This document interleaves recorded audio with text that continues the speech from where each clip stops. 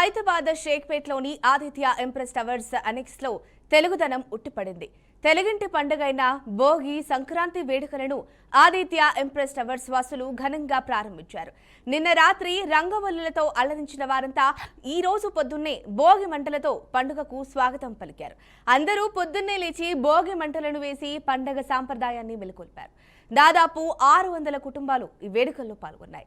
తమ అపార్ట్మెంట్ ప్రాంగణాన్ని Aditya Empress Towers annex నివాసులు నిజమైన మినీ ఇండియాగా మార్చారు. దేశంలోని వివిధ రాష్ట్రాలు, భిన్న నేపథ్యాల నుంచి వచ్చిన 600కు పైగా కుటుంబాలు ఒకే వేదికపై కలుసుకోవడం ఉమ్మడి ఐక్యతను చాటింది.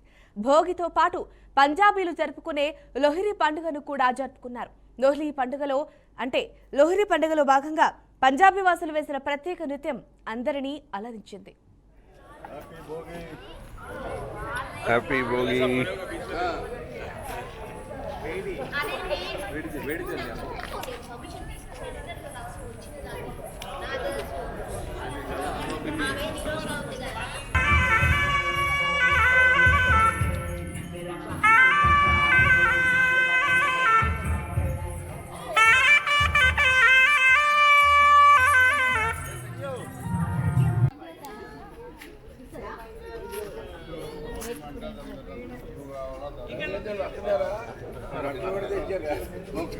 పంపించిన సెక్యూరిటీ స్కూల్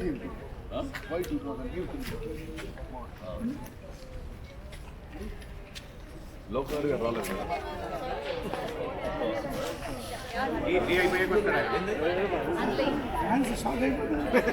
అనిల్ గారు యో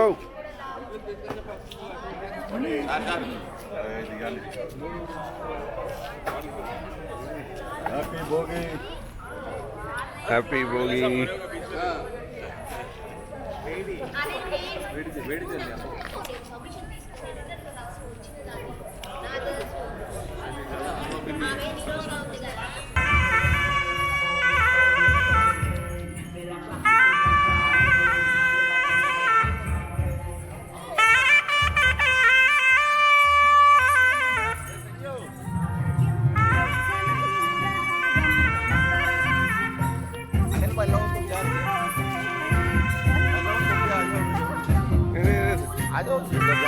निकल ले तो यार मारे पूरी फिर ये होता तुम टेंशन मत लो मैं ले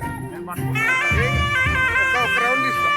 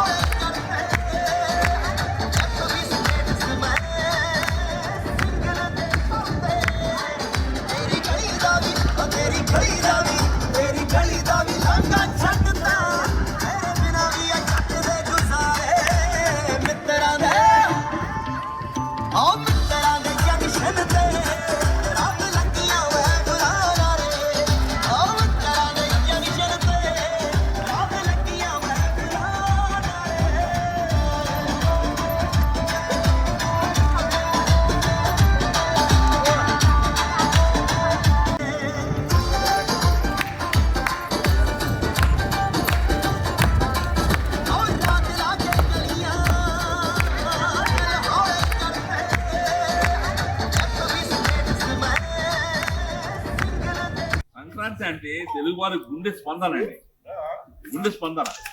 సంక్రాంతి పండుగ లేకుండా అసలు తెలుగు వారే లేరు, తెలుగు జాతి అనేది లేదు.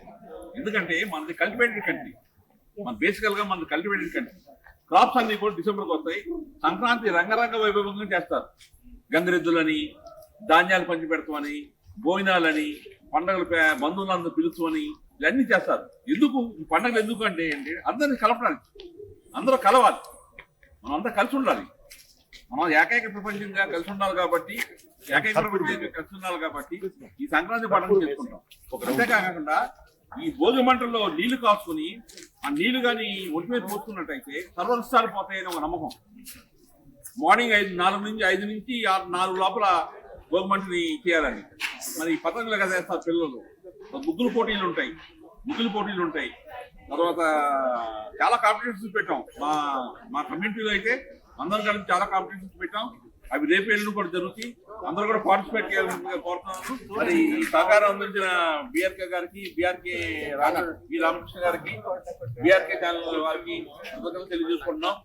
మరి ముఖ్యంగా ఏంటంటే ఏ విషయం వచ్చినా మాకు కోఆపరేట్ చేస్తారు బీఆర్కే గారు, ఆయనకి కూడా కృతజ్ఞతలు తెలియజేసుకుంటున్నాం. సంక్రాంతి అంటే తెలుగువారి అతిపెద్ద పండుగ సంక్రాంతి. సంక్రాంతి సంబరాలు నిన్న నుంచి మొదలయ్యాయి. నిన్న సాయంత్రం రంగోలితో మొదలు పెట్టాము.